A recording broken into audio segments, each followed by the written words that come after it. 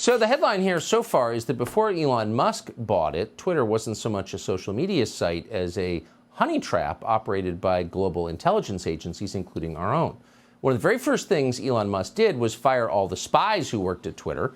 Then he fired a lot of other people too, including the entire PR department, the HR department, and a lot of other useless baggage who weren't helping the company do anything worth doing. And what happened next? We asked him. Meant a shrinking pie, obviously, for most of the traditional media companies, and made them more desperate to get clicks, to get attention, and it's made them when they're in sort of a desperate state, they will then tend to really push headlines that get the most clicks, whether those headlines are accurate or not. So it's resulted, in my view, I think most people would agree, a less truthful, less accurate news. Because they just got to get a rise out of people, and I think it's also increased the negativity of the news because I think we humans instinctually respond more to I think we have an instinctual negative bias, which kind of makes sense in that, like, if like, let's say, like, it's more important to remember where was the lion or where was the tribe that wants to kill my tribe than where is the bush with berries. Yes. Like, one's like a permanent negative outcome, and the other is like, well, I might go hungry. So meaning like there's an asymmetry in sort of involved asymmetry in negative versus positive stuff. And also historically, the negative stuff would have been quite proximate, like it would have been near, represented a real danger to you as a person if you heard negative news.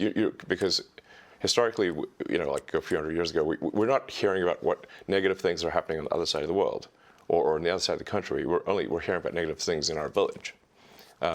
Things that could actually have a bad effect on you. Whereas now we're hearing about, I mean, the news very often seems to attempt to answer the question, what is the worst thing that happened on Earth today? And you wonder why you're sad after reading that, Do you read any legacy media outlets? I mean, I really get most of my news from Twitter at this point. It is the think news source, I think, in the world at this point. What percentage of your staff did you fire at Twitter? One of the great business stories of the year. I think we're about 20% of the original size. So 80% left. Yes. So I mean, a lot of people voluntarily. Sure. But it's 80% are gone from the day you took over. That's correct. Yes. So how do you run the company with only 20% of the staff? It turns out you don't need that many people to run Twitter. But 80%? That's a lot. Yes. I mean, if you're not trying to run some sort of glorified activist organization and you're not care that much about censorship, then you can really let go of a lot of people, it turns out. How many others, without naming names, but I had dinner with somebody who runs a big company recently who said, I'm really inspired by Elon. And I said, the free speech stuff? He goes, no, the firing the staff stuff. Yeah. How many other CEOs have come to you to talk about this? I spend a lot of time at work, so it's not like I'm meeting with lots of people. They see what actions I've taken, but I think we just had a situation at Twitter where it was absurdly overstaffed.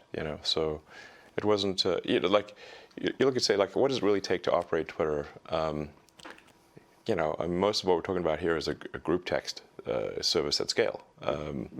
Like, how many people are really needed for that? And if you look at you say, like, what has been the product development over time with Twitter, and you're like, years versus product improvements, and it's like a pretty flat line. So what are they doing? It took a year to add an edit button that doesn't work most of the time. I mean, I feel like there's a comedy situation here.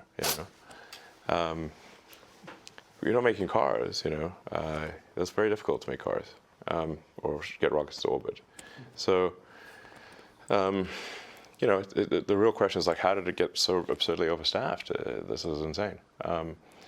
So, anyway, and it's clearly working.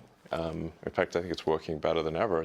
We've increased the responsiveness of the system by, in some cases, over 80%. We're trying to make Twitter the most trusted place on the internet, the least untrustworthy place on the internet. I don't think anyone should trust the internet, but maybe we can make Twitter the least untrustworthy.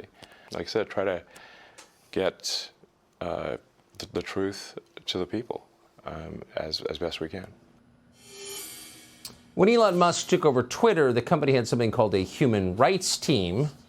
There was no measurable increase in human rights around the world. In fact, Twitter was doing its best to crush human rights, starting with the most basic, which is the right to say what you really think.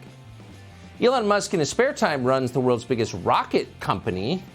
Couldn't resist asking him if he ever sees anything out there in space that's not human. So we did. Subscribe to the Fox News YouTube channel to catch our nightly opens, stories that are changing the world and changing your life. From Tucker Carlson tonight.